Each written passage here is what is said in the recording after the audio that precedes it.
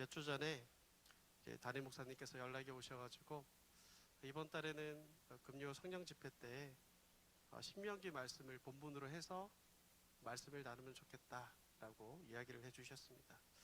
그래서 고민을 했어요. 어떤 말씀을 전해야 되나. 이제 가끔씩 설교자가 가장 힘들어하는 게 본문을 정하는 거거든요. 사실 저는 개인적으로 본문을 정해줬으면 좋겠어요. 누가. 그래서 이제 고민을 하다가 이제 결국에는 지난주 토요일 날 큐티 말씀 본문이거든요. 이 말씀이. 그래서 지난주 개인적으로 큐티했던 또 새벽 기도에 때 나누었던 그 말씀을 약간 설교식으로 보완해 가지고 말씀을 오늘 나누고자 합니다. 출애굽기를 보면 출애굽기에서 하나님께서는 시내산에서 모세를 통해 율법을 주시면서 이렇게 말씀하셨습니다. 출애굽기 2장 12절부터 13절까지의 말씀입니다.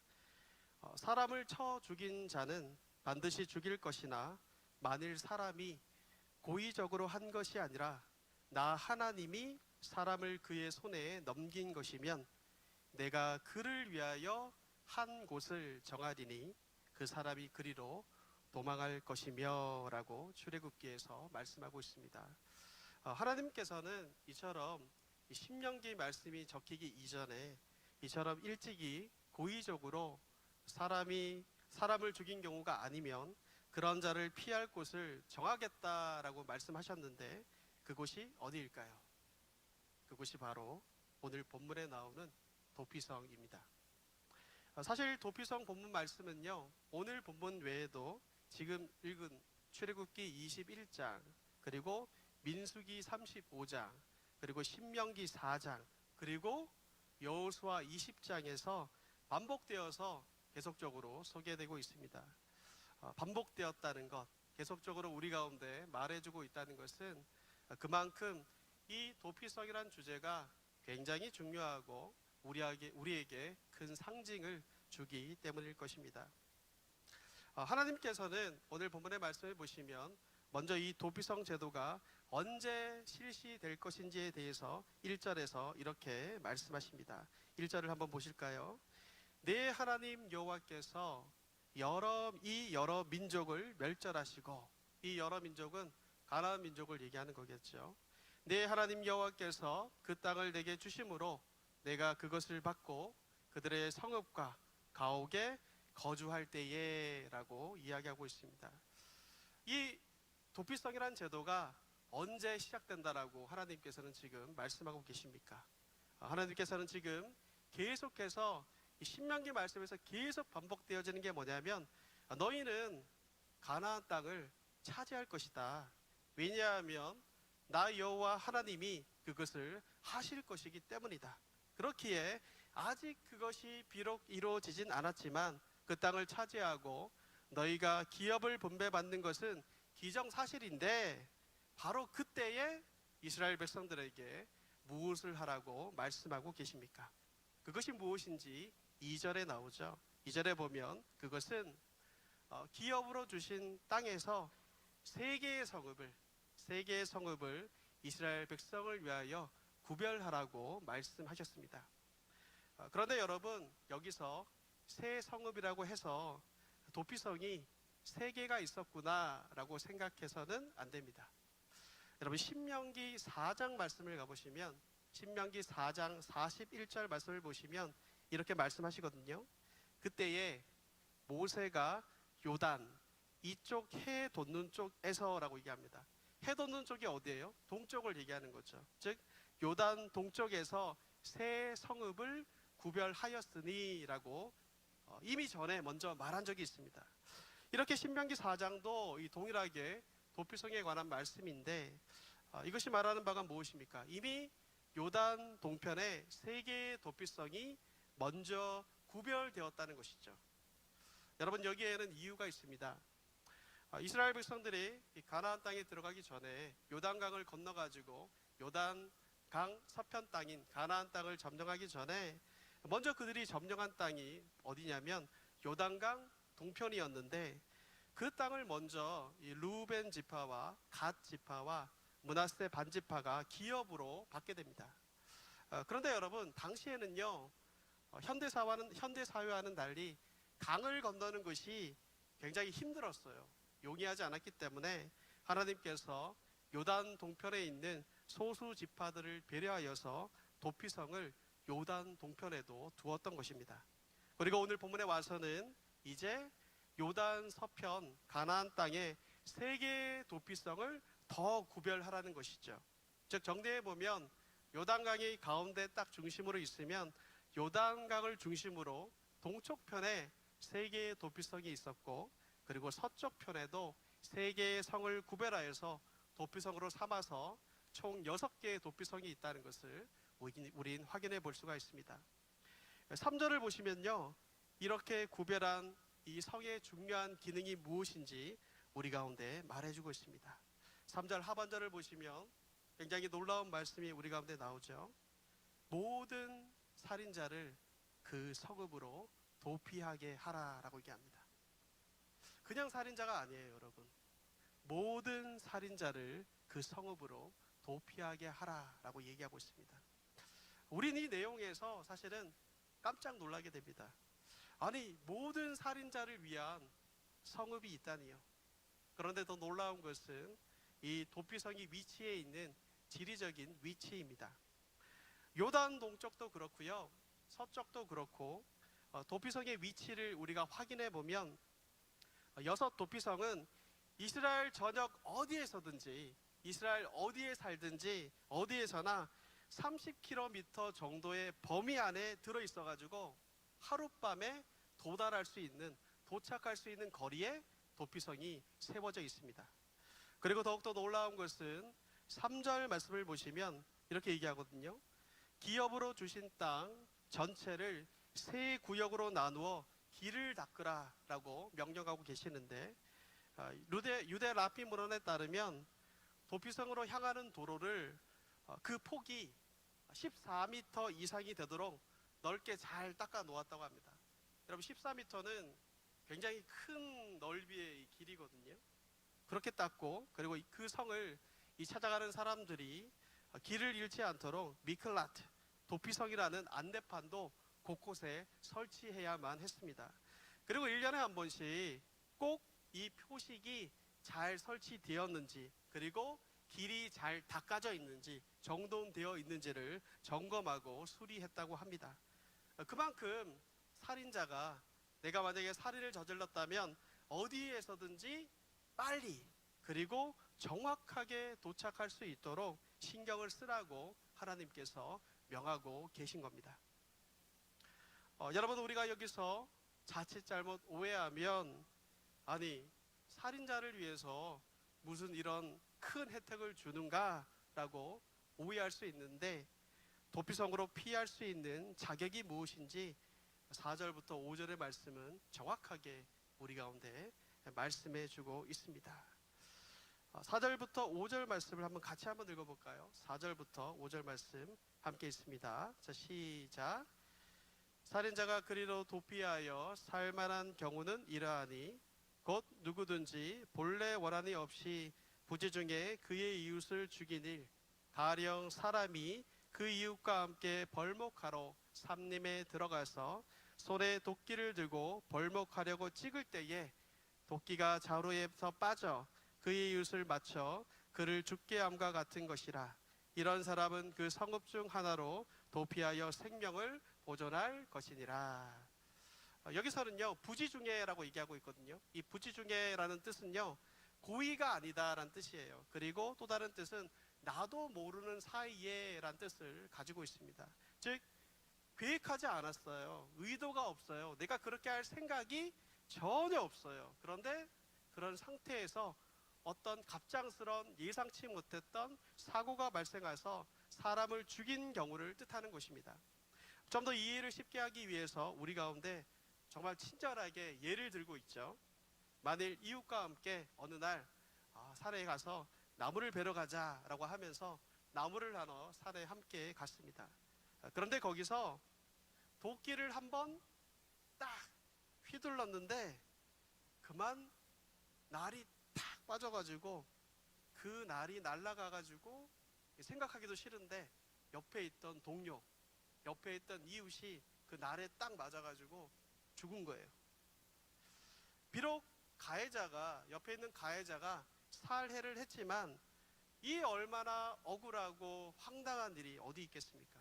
이렇게 의도적인 살인이 아닌 경우에 그는 도피성으로 피하여서 생명을 보존받을 수 있었다는 것이죠.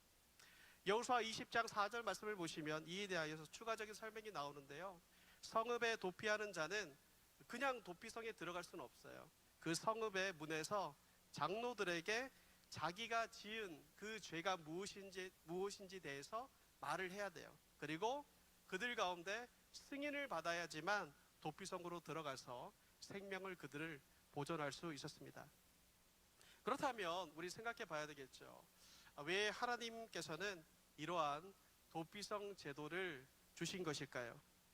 그것은 바로 억울하게 피를 흘리게 되는 일이 없도록 억울한 죽음을 막기 위해서였습니다. 6절을 함께 보실까요? 6절을 함께 보시면 이렇게 얘기하죠. 그 사람이 그에게 본래 원한이 없으니 죽이기에 합당하지 아니하나라고 말합니다. 여기서 죽이기에 합당하지 않다는 것은요, 원어적인 뜻을 따져보면 그에게 죽음의 판결이 없었다라는 뜻입니다. 그러니까 아직 사법적인 판결이 정확하게 내려지지 않는 상태임을 뜻합니다. 그런데 계속해서 봅니다. 두렵건대 그 피를 보복하는 자의 마음이 복수심에 불타서 살인자를 뒤쫓는데 그 가는 길이 멀면 그를 따라 잡아 죽일까 하노라 라고 얘기합니다. 여러분, 이 대목을 좀 이해하기 위해서는요, 당시 고대 사법체계를 좀 잠깐 이해할 필요가 있습니다. 여러분, 고대 사법체계는요, 일반적으로 이 경찰 같은 기관이 어떤 법 집행 이전에 피해자의 가족에게 피해자의 피를 복수할 1차적인 책임과 권리가 주어졌습니다. 그렇기 때문에 이런 가해자의 실수와 상황을 정확하게 자세하게 모르는 피해자의 가족과 친척은 어떻겠습니까? 가족 혹은 친척이 죽었으니까 당연히 마음이 슬픔과 분노로 요동칠 것입니다. 그래서 분명 피해 보복을 위한 의무감으로 그 살인자를 추격하여 죽이려 할 것이 분명합니다. 그렇기에 이 재판관의 정당한 재판의 결과가 있기 전에 피해 보복자들에게 억울하게 심판을 당하는 일이 없도록 이 도피성을 마련했다는 것이죠. 일단 모든 살인은 그것이 고의든 혹은 그것이 우연이든 모두 살인으로 간주되어 복수의 법 아래 놓였습니다. 이런 점을 생각할 때 이 도피성은요, 살인의 의도 없이 실수로 사람을 죽이게 된 사람을 보호하는 매우 절실하고 은혜로운 장치였음에 틀림이 없습니다. 그러나 이러한 도피성도요, 모든 살인자가 머무를 수 있는 곳은 아니었어요. 거할 수 있는 곳은 아니었죠. 11절부터 13절에 보면 그 사실에 대해서 얘기하고 있는데요, 실수에 의해 살인하는 것이 아니라 고의로 살인하는 경우는 이 도피성에 머물 수가 없었습니다. 11절부터 12절 말씀을 제가 읽어드리겠습니다. 그러나 만일 어떤 사람이 그의 이웃을 미워하여 엎드려 그를 기다리다가 일어나 상처를 입혀 죽게 하고 이 한 성읍으로 도피하면 그 성읍 장로들이 사람을 보내어 그를 거기서 잡아다가 보복자의 손에 넘겨 죽이게 할 것이다 라고 얘기합니다.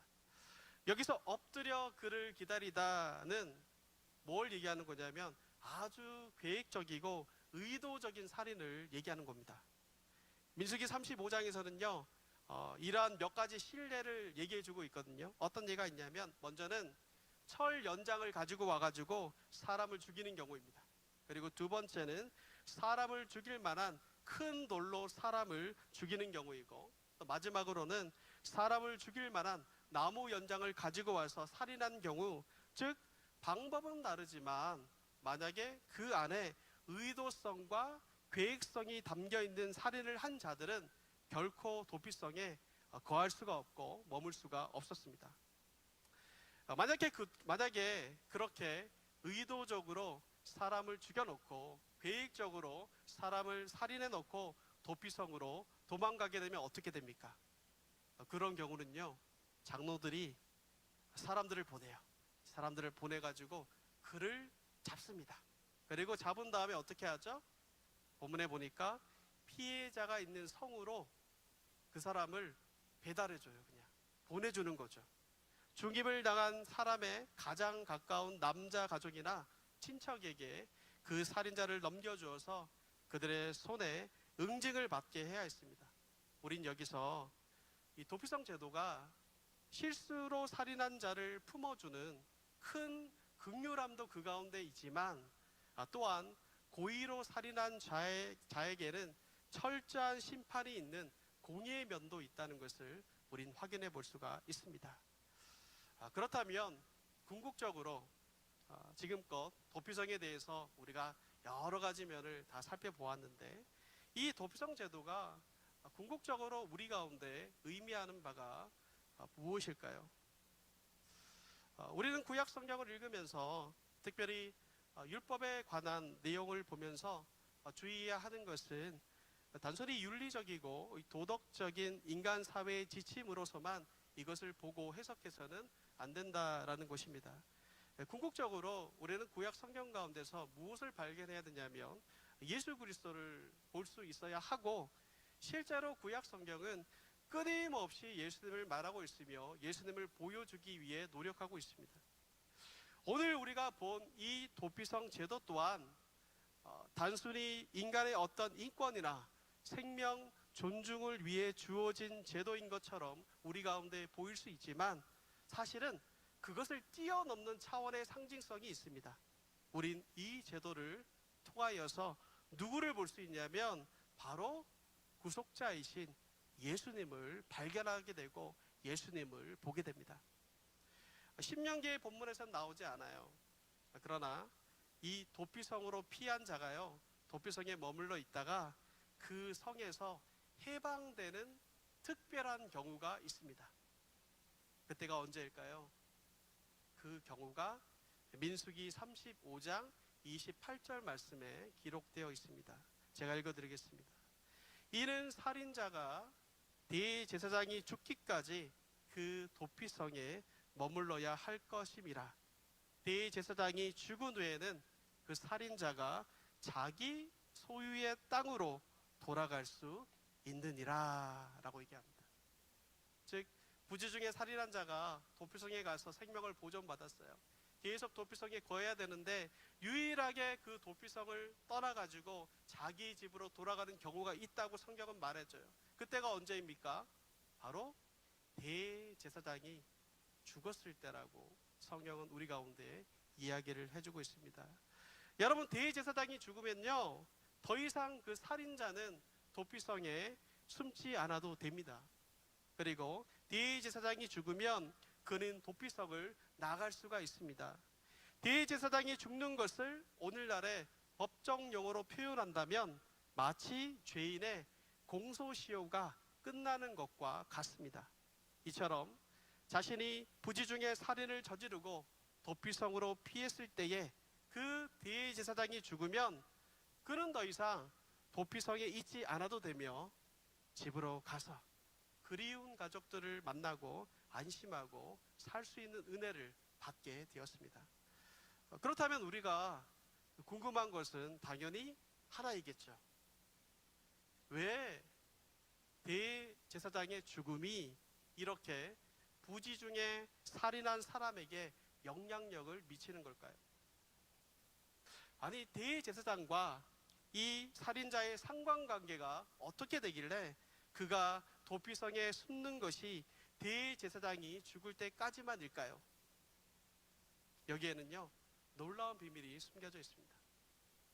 구약에서 이 대제사장은요 백성과 하나님을, 이스라엘 백성과 하나님을 중보하는 자로 여겨지기도 하고요, 또한 희생 제사를 대표하는 인물, 상징하는 인물로 여겨집니다.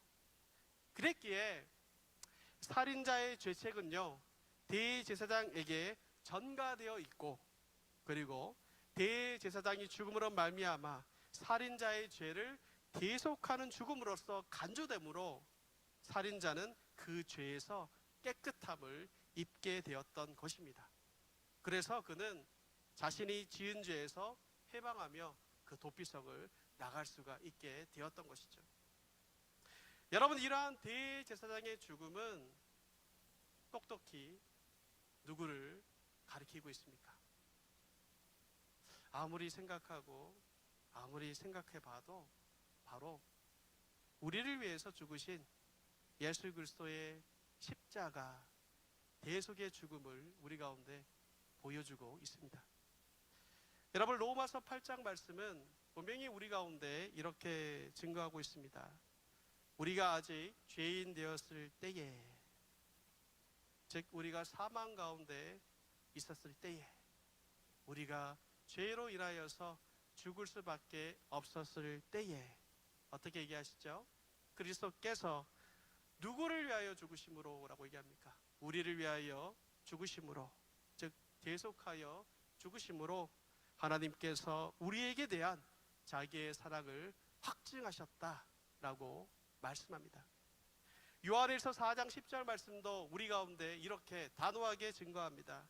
사랑은 여기 있으니 우리가 하나님을 사랑한 것이 아니요 하나님이 우리를 사랑하사 뭐라고 얘기합니까?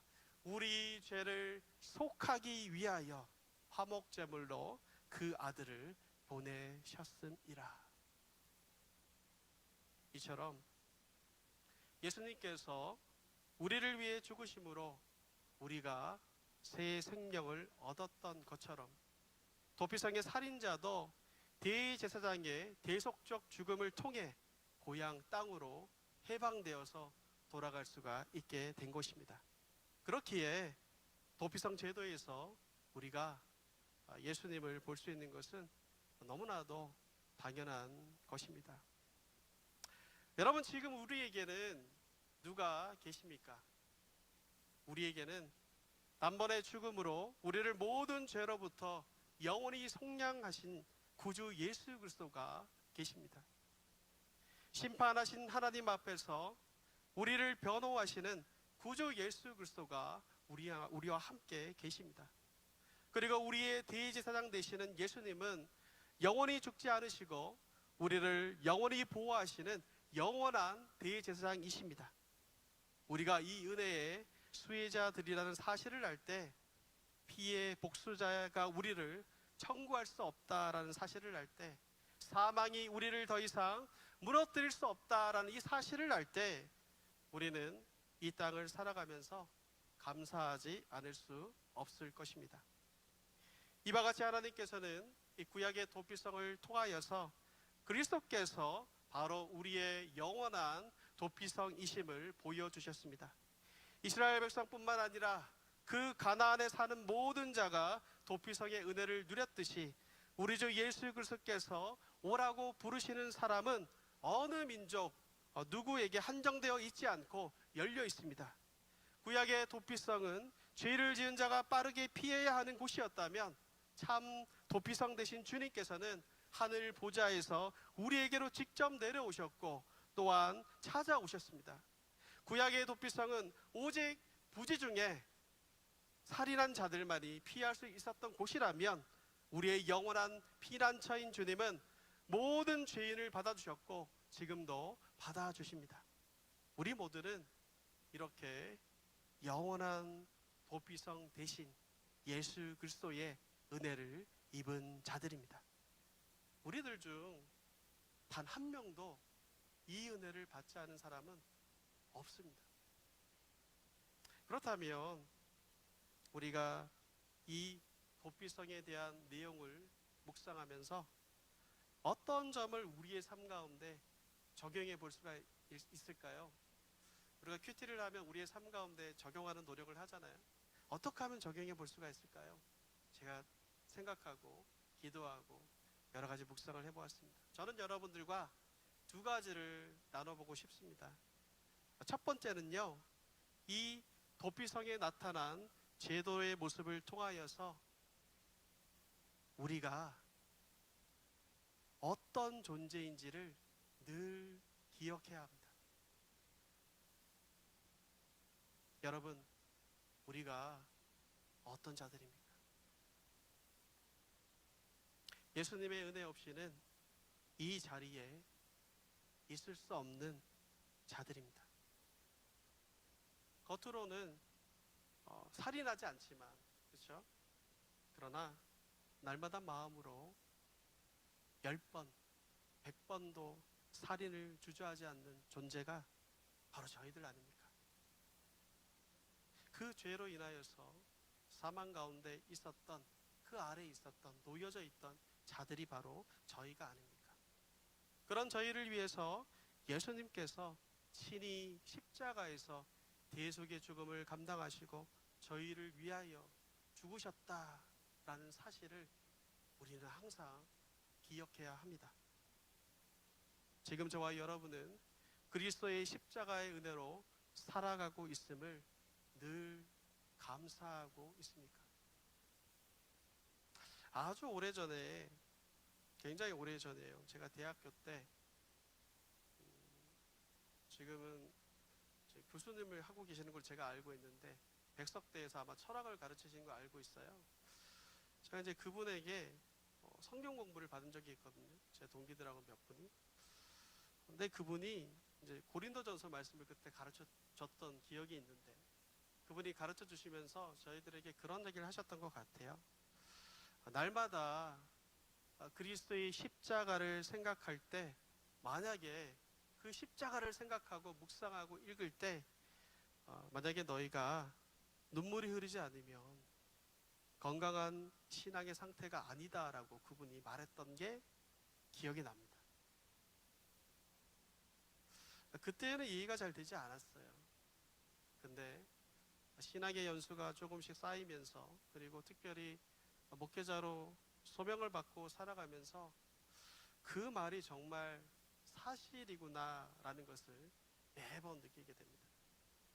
그리스도의 십자가만 생각해도, 그 은혜만 보아도 내 마음에 눈물이 흘러내리고 한없는 감사함이 넘쳐야 하는데, 예수님을 생각해도 아무런 감동도 없고, 살아계신 하나님의 말씀을 읽어도 별다른 감흥이 없고, 우리를 대신하여 십자가에서 처절하게 찢기신 주님의 십자가를 묵상해도 우리 가운데 별다른 감정이 없다면 이건 크나큰 문제가 아니겠습니까?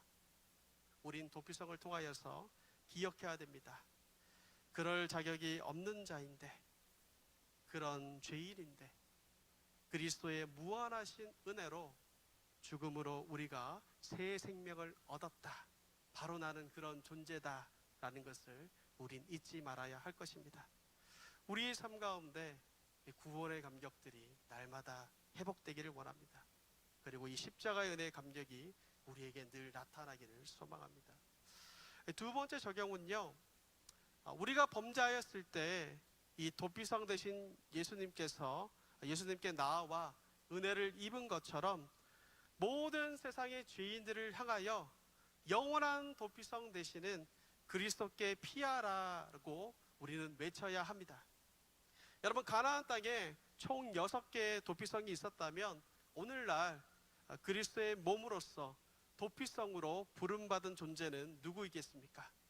바로 교회이고, 또한 그리스도의 몸된 우리 각자입니다. 그래서 교회는 그리스도의 몸으로서 이 세상의 모든 죽어가는 죄인들이 피할 수 있는 도피성이 되어야 합니다. 이 시대의 교회가 도피성의 역할을 해야 합니다. 이 점에서 교회는 그리스도께로 피하는 모든 죄인에게 열려 있어야 하고요, 접근이 용이해야 하고요, 또 그 길에 회개 외의 장애물을 두지 말아야 합니다. 그리고 죄 가운데 죽을 수밖에 없는 인생들에게 그리스도께서 와서 어서 피하라 라고 우리는 외쳐야 합니다. 여러분, 세상 가운데 강도를 만난 자, 환난을 당한 자, 인생의 목마름이 있는데 여전히 해결하지 못하여 타는 듯한 갈증을 느끼며 사는 자, 무엇보다도 죄의 문제를 해결하지 못하여 사망의 그늘 아래에 앉아있는 영혼들이 얼마나 우리 주변 가운데, 우리 주위에 많이 있습니까? 그런 이들에게 영원한 도피성 되시는 예수님께서 우리에게 오셔서 우리의 죄와 사망의 문제를 단번에 그리고 완전하게 해결하셨던 것처럼 오늘날의 도피성인 교회도 그들에게 나아가서 수고하고 무거운 짐진 자들아, 다 내게로 오라. 내가 너를 쉬게 하리라. 누구든지 목마르거든 내게로 와서 마시라고 말씀하시는 그 예수님의 음성을 외쳐야 할 것입니다. 커다란 범주 안에서 우리의 인생 자체가 이처럼 도피성의 기능을 가져야 할 것입니다. 그래서 영원한 도피성이신 예수님을 알지 못하는 자들이 눈물을 쏟아내고 고백을 쏟아내고 우리 안에 예수님을 만나게 해야 합니다. 저와 여러분들 각자가 걸어다니는 도피성이 되어야 합니다. 구약의 도피성이 한 곳에 정착하여 있는 도피성이었다면 오늘날의 신약 성경의 도피성은 돌아다니는 도피성으로 여러분의 가정이, 여러분의 직장이, 여러분이 속한 공동체가 바로 이 도피성이 되어야 할 것입니다. 우리는 오늘 신명기 19장에 나타난 도피성 제도를 통하여서 위대하고 놀라운 분, 우리의 언어로 표현조차 할 수 없는 그분을 다시 만나게 됩니다. 그분은 바로 우리의 영원한 도피성 되시는 예수 그리스도이십니다. 그 영원한 도피성의 은혜를 누리는 자답게 세상 속에서 우리 몸된 교회 도피성의 역할을 감당하는 저와 여러분이 되기를 간절히 기도합니다. 함께 기도하겠습니다.